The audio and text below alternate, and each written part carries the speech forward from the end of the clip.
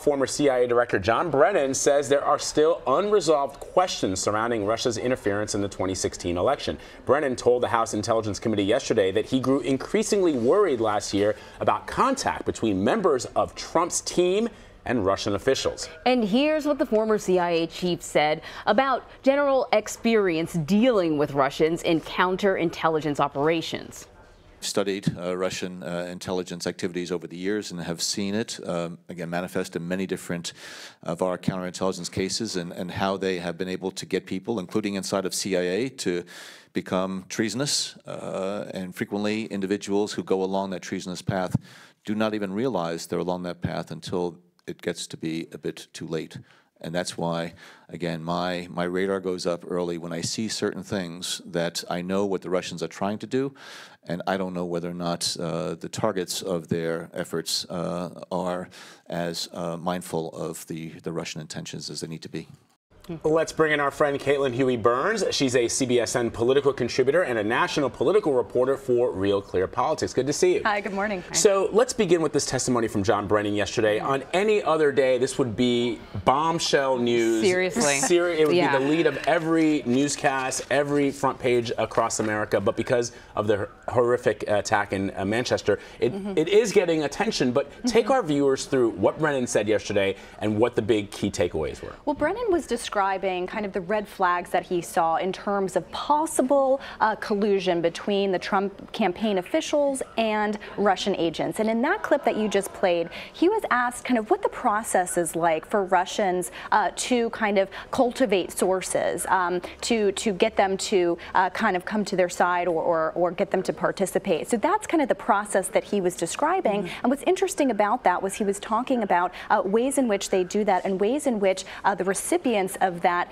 may not know that they are being cultivated as a source. So that was significant here. And what he did also say was that he didn't see particular hard, concrete evidence of collusion, but that it was enough for him to refer those. So what you have are Democrats on this committee and around Capitol Hill saying, we don't know yet whether there is evidence of collusion. And you have some Republicans saying, we haven't seen it yet either, but it looks suspect. So Republicans are trying to say, and the Trump officials are saying that there is no evidence there. They haven't found it. And Democrats are saying we haven't found it yet. So that's kind of the parsing that you're seeing on Capitol Hill. Let's talk a little bit about Michael Flynn. So the Senate Intelligence Committee has issued now 2 new subpoenas to get him to hand over documents that are connected with his connections with Russian officials.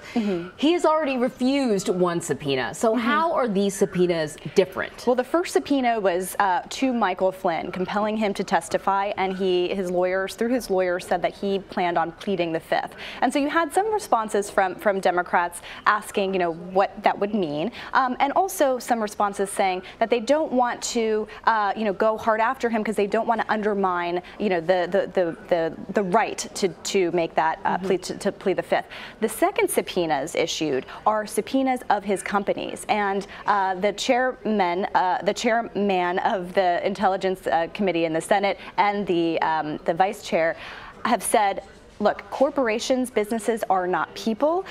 They don't necessarily have the same rights to plead the 5th. And so they are trying to get more information that way by going after the company. And we've seen, it seems, at least when it comes to General Flynn, that there appears, at least for now, to be a very nonpartisan divide on it. No, there is no division between the Republicans and Democrats. They are both calling for him to come forward before the committees and explain what he knows. Exactly. And remember, Michael Flynn, through his lawyers, said that he would testify if given immunity. And that raised, of course, all sorts of different questions about his culpability, particularly since you had the president, the now president, as the candidate Trump, talking about the ways in which, that would kind of look to be guilty. And Michael Flynn saying that if you have nothing to hide, why are you pleading the 5th? They were talking about Hillary Clinton in that case. Exactly. And Michael Flynn saying the same kinds of things during the campaign. So that, of course, raised all sorts of questions. The bottom line is that lawmakers really want to hear from some of these people, whether it's in a public setting, which of course is ideal, or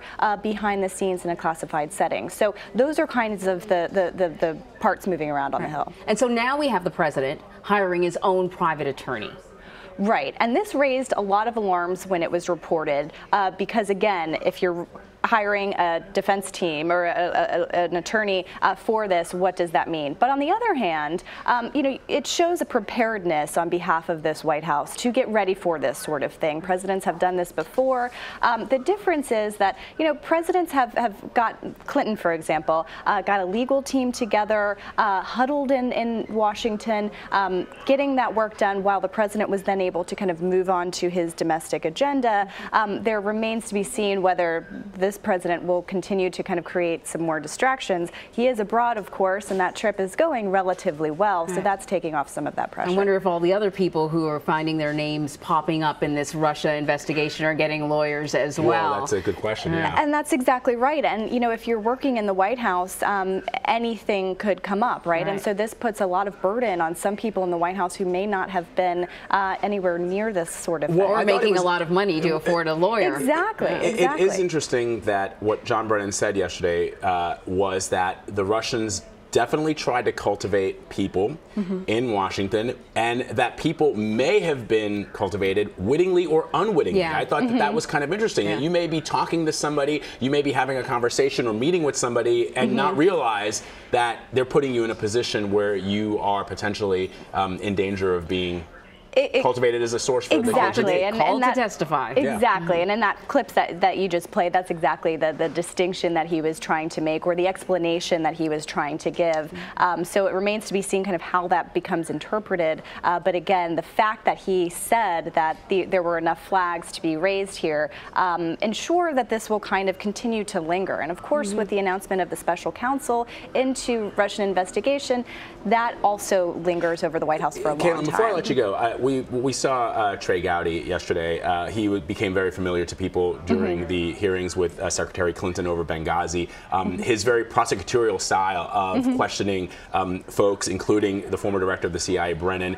I wonder, I mean, did it strike you that he was trying to get Brennan to say what the president wants him to say, which is that there was absolutely no collusion, and that Brennan seemed to say, no, I'm not going to say that. What I saw is that there are questions that linger, which I then referred to the FBI specifically. Right, exactly. And when he says he can't confirm, and I'm paraphrasing here, can't confirm that there was collusion, the White House takes that to say, look, there is no evidence. Right. And so, look, there may not have been collusion, right? The questions, though, about the president's behavior, talking to DNI, talking to top intelligence officials saying, according to the Washington Post reporting, can you push back on this collusion publicly?